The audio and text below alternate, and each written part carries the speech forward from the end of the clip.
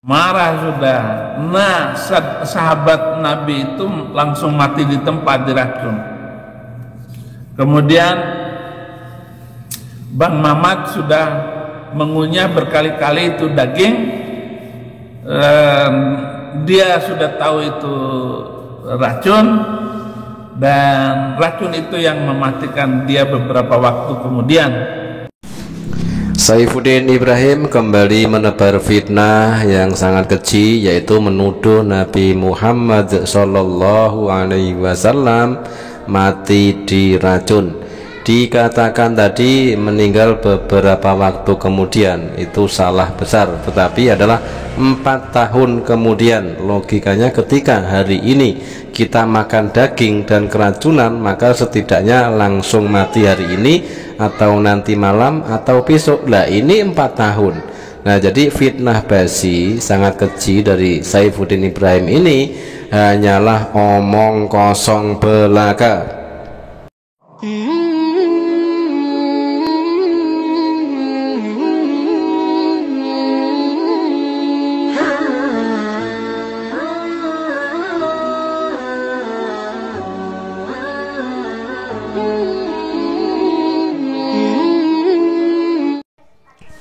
Assalamualaikum warahmatullahi wabarakatuh. Alhamdulillahillazi hadana lihaza wa ma kunna linahtadiya laula an hadanallah. Asyhadu an la ilaha illallah wa asyhadu anna muhammadar rasulullah. Sahabat beriman dimanapun berada, berjumpa kembali di Viral Indonesia News. Untuk kesempatan kali ini kita coba akan menjawab fitnah basi yang selalu ditebarkan oleh para misionaris. Sampai kapanpun fitnah basi ini akan selalu diulang oleh siapapun dan kapanpun. Misionaris kali ini yang akan kita jawab adalah Pendeta Saifuddin Ibrahim, si badut murtadin yang tidak henti-hentinya menghina dan menistakan agama Islam. Sahabat, tema atau topik yang diangkat, yang ditebar fitnah oleh Saifuddin Ibrahim adalah tuduhan terhadap Nabi Muhammad SAW yang dituduh meninggal dunia karena diracun. Nah, itulah ya fitnah basi dari kaum misionaris yang akan terulang sampai kapanpun oleh siapapun misionaris tersebut, yang jelas untuk menyerang akidah dan mendangkalkan akidah umat Islam, terutama para muslim awam. Nah, disinilah kita berjibaku menjawab segala tuduhan dan fitnahan yang dilemparkan oleh para misionaris tersebut kepada Islam. Oke sahabat, kita simak dulu statement atau bunyi koar-koar yang keluar dari mulut Saifuddin Ibrahim di dalam memfitnah Nabi Muhammad tersebut. Mari kita simak dulu sebelum nanti kita jawab lebih lanjut. Atau berkata demi nama Allah lain, Nabi itu harus mati. Nah, Nabi tersebut mati diracun oleh wanita Yahudi yang sudah dia bantai itu suaminya, anak-anaknya dia bantai pula. Makanya marahlah wanita Yahudi yang dibantai tadi dalam perang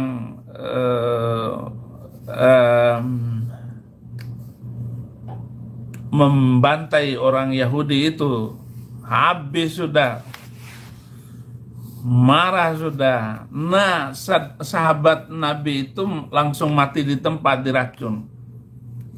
Kemudian Bang Mamat sudah mengunyah berkali-kali itu daging. Dia sudah tahu itu racun, dan racun itu yang mematikan dia beberapa waktu kemudian. Yang namanya kebencian dari seorang oknum apapun itu di sini adalah oknum pendeta, yang mana gelar kependetaannya tidak ada yang mentahbiskan, tetapi ngaku-ngaku sendiri pendeta. Ya inilah Saifuddin Ibrahim. Kalau di dasar hatinya sudah dilandasi dengan rasa kebencian, maka segala sesuatunya akan dilakukan untuk menyerang, memfitnah. Sangat jelas sekali tadi kita simak ya, di dalam dia berbicara saja kayak belepotan, kayak plonga-plongo, kayak holak-holok, kayak gitu kan.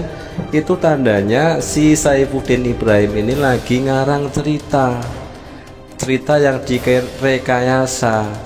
Apapun lah yang keluar dari mulut Saifuddin Ibrahim, yakinlah tidak ada satupun kebenaran yang keluar dari mulut pendeta abal-abal ini.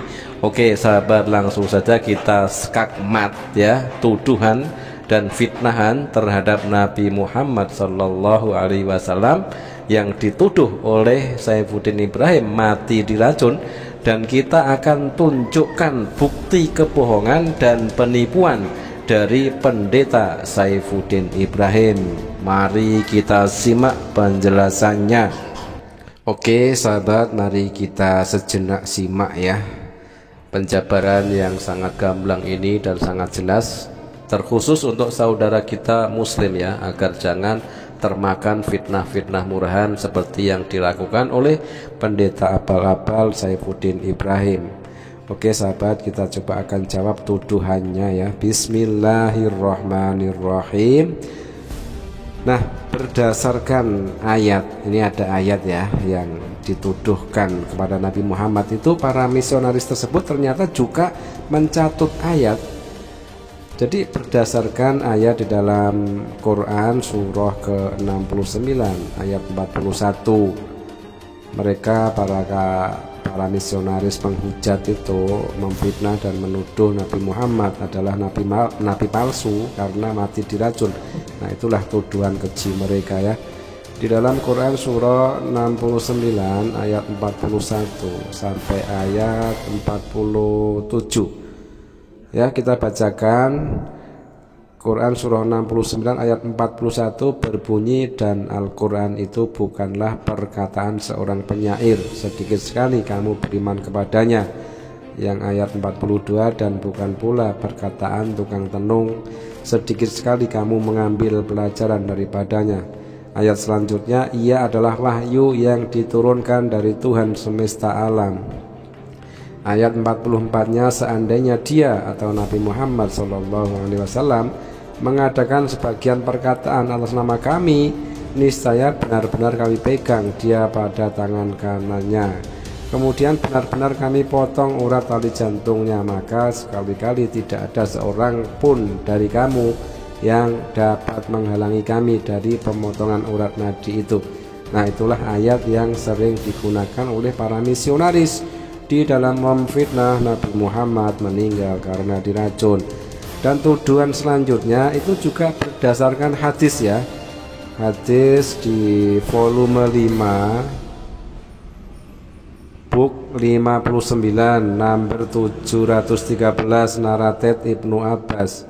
Umar bin Al-Khattab berkata demikian ya, dikisahkan oleh Aisyah radhiyallahu anha, Rasulullah dalam keadaan sakit yang menyebabkan kematiannya biasa berkata, oh Aisyah, aku masih merasakan sakit akibat makanan yang aku makan di Khaybar, dan saat ini aku merasa seolah-olah urat nadiku terputus akibat racun itu.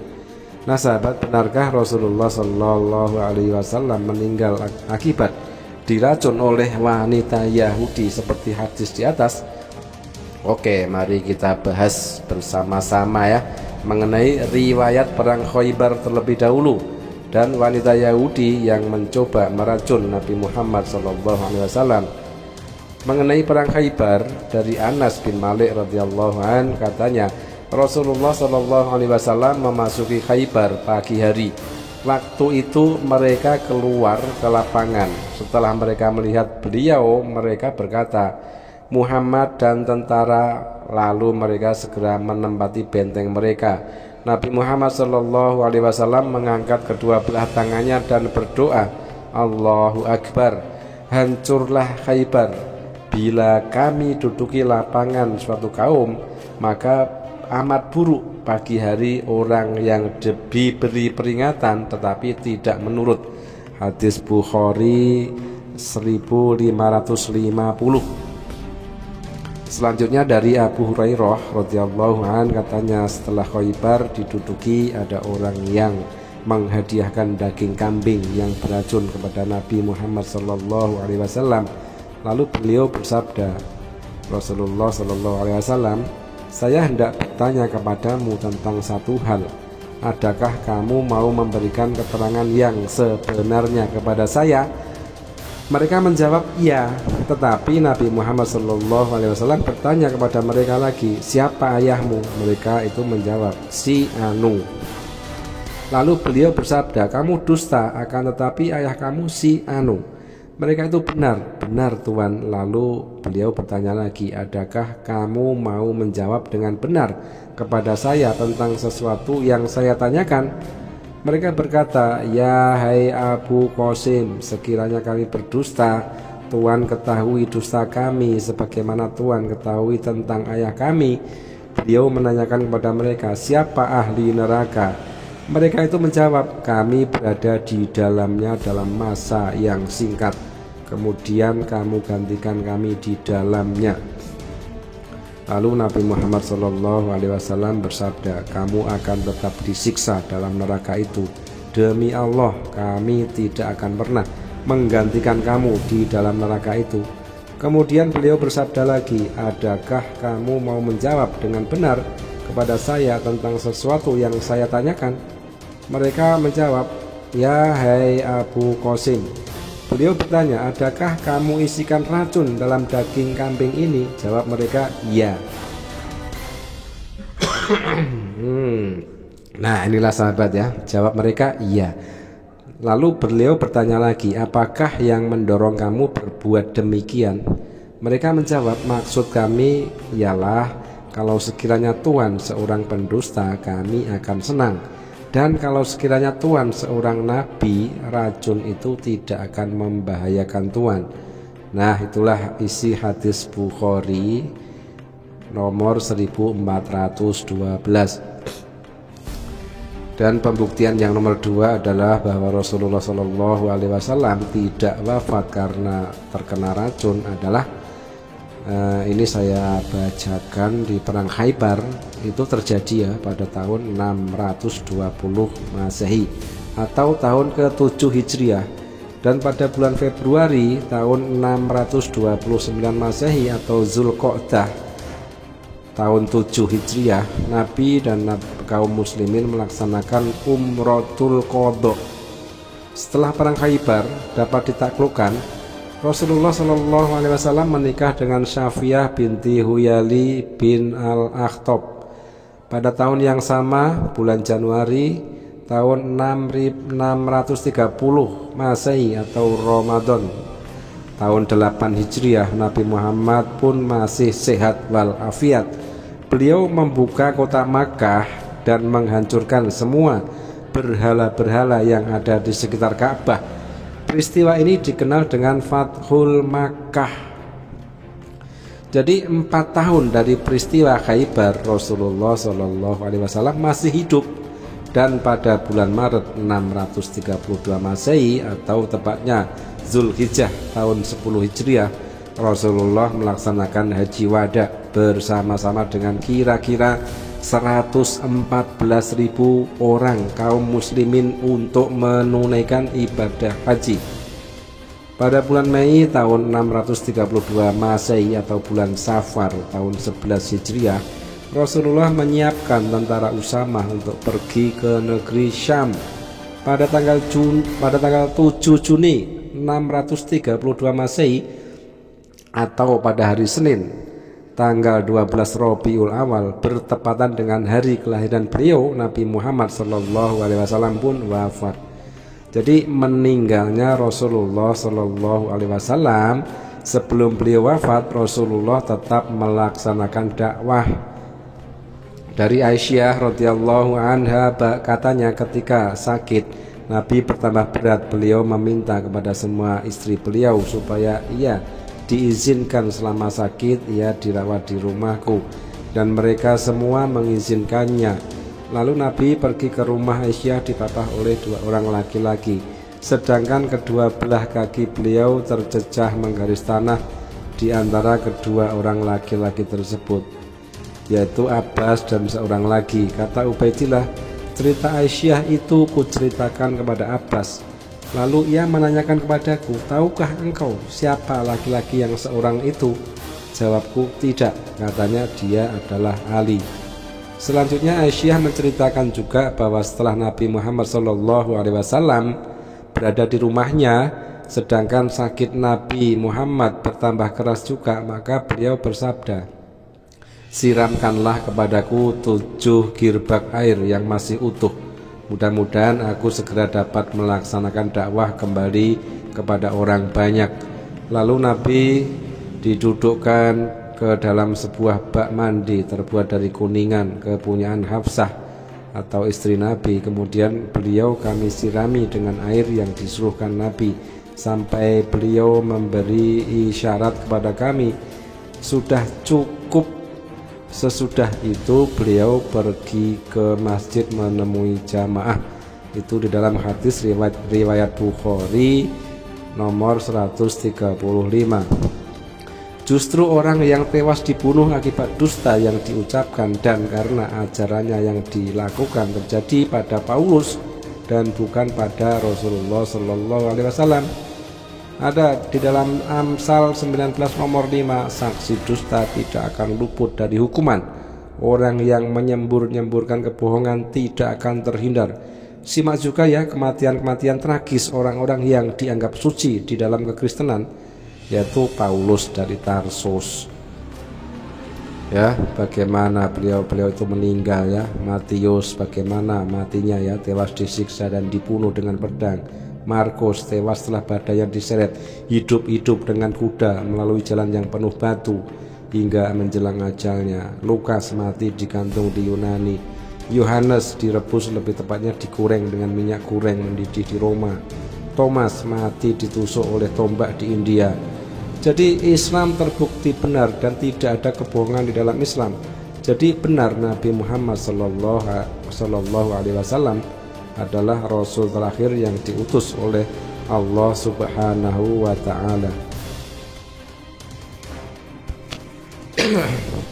Oke sahabat, sekali lagi fitnah tidak terbukti dan berhasil dipatahkan dengan fakta sejarah yang sebenarnya. Mereka berkehendak memadamkan cahaya agama Allah dengan mulut atau ucapan-ucapan mereka, dan Allah tidak menghendaki selain menyempurnakan cahayanya, walaupun orang-orang yang kafir tidak menyukai. Quran Surah At-Taubah ayat 32. Demikian sahabat, terima kasih, mudah-mudahan bermanfaat. Jazakumullah khairan katsiran. Wassalamualaikum warahmatullahi wabarakatuh.